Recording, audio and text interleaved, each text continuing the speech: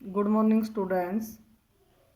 किसी काम में बिजी होने के कारण बहुत दिनों से मैं कोई वीडियो नहीं बना पाई थी।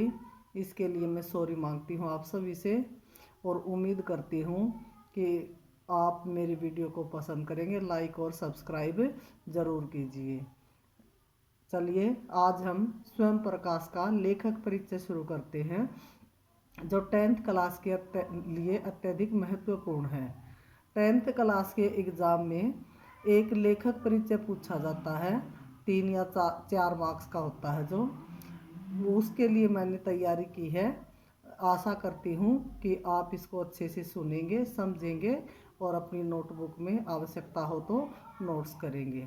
चलिए, सबसे पहले हम किसी भी चीज़ को लिखने के लिए, चाहे ऐसे है या लेखक परिचय है या कवि परिचय है, उसके लिए सबसे पहले हम इंट्रोडक्शन लिखते हैं। जैसे हिंदी में उसे हम भूमिका कहते हैं। हिंदी साहित्य में अनेक सुप्रसिद्ध कहानीकार, उपन्यासकार, निबंधकार आदि हुए हैं। उनमें से स्वयं प्रकाश भी हिंदी साहित्य के प्रमुख कहानीकार व गद्यकार हैं। जिस प्रकार आसमान में तारों के बीच चंद्रमा का स्थान है, उसी प्रकार हिंदी साहित्य में स्वयं प्रकाश का स्थान है। इन्होंने कहानी लेखन में अत्यधिक प्रसिद्धि प्राप्त की है। जन्म: स्वयं प्रकाश का जन्म सन 1947 में इंदौर नगर में हुआ और इनका बचपन राजस्थान में व्यतीत हुआ। इनका पैतृक घर अजमेर, जो राजस्थान में था, इंदौर में इनका ननिहाल था। इनके नाना जी स्वतंत्रता सेनानी थे।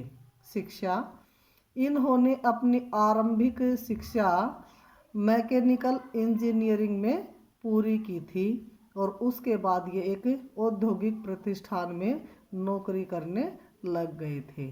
बाद में ये अपनी इच्छा से सेवानिवृत्त होकर भोपाल चले गए और वहीं पर वे जीवन यापन करने लगे।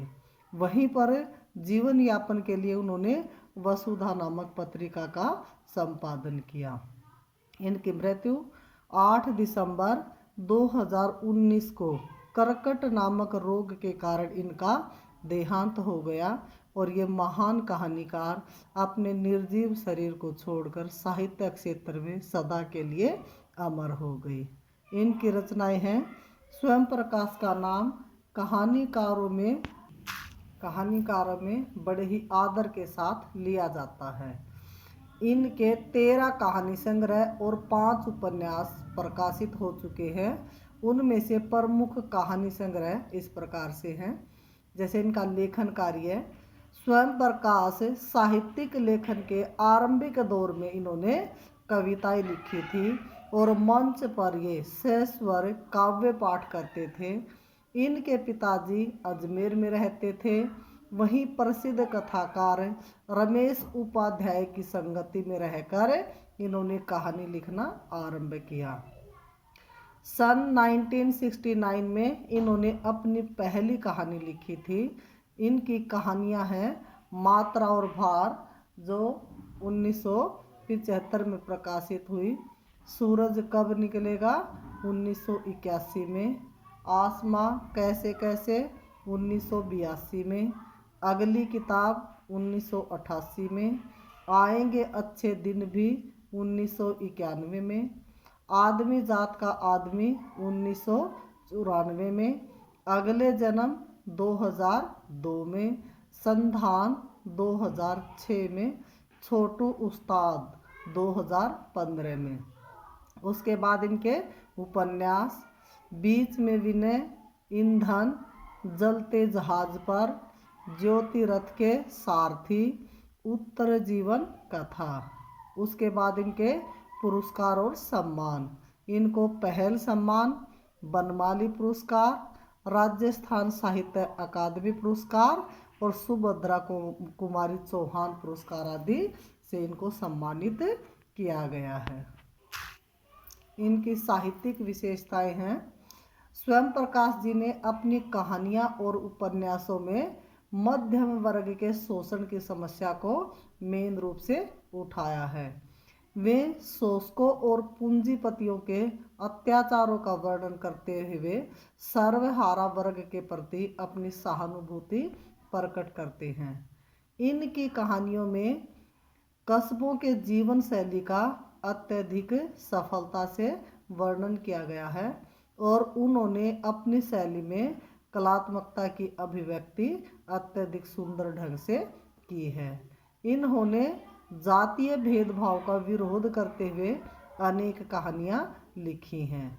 देशभक्ति की नारेबाजी के स्थान पर ये सामान्य मानव के आचरण में देशभक्ति को देखना चाहते हैं। इनकी दृष्टि में सब मनुष्य एक समान है।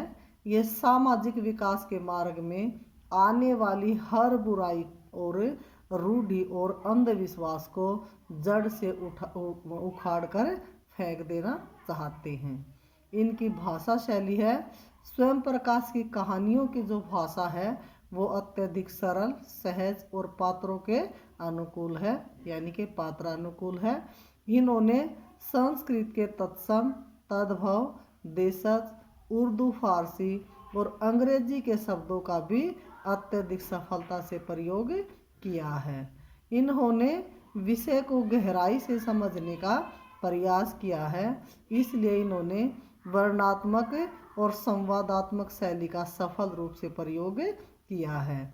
ये अक्सर छोटे छोटे वाक्यों का प्रयोग करते हैं और कहीं कहीं पर हास्य और व्यंग्य की छटा भी इनके कहानियों में देखी जा सकती है। भाषा की सरलता में विश्वास रखने वाले स्वयं प्रकाश जी अधिकांशतः अभिधा शब्द शक्ति का प्रयोग करते हैं। इनकी भाषा में लक्षणा व व्यंजना शब्द शक्ति का प्रयोग भी उचित मात्रा में किया गया है। तो ये था हमारा स्वयं प्रकाश का लेखक परिचय, जो कि आपके एग्ज़ाम में पूछा जाएगा। उम्मीद करती हूँ कि आपको ये अच्छे से समझ आया होगा। Thank you.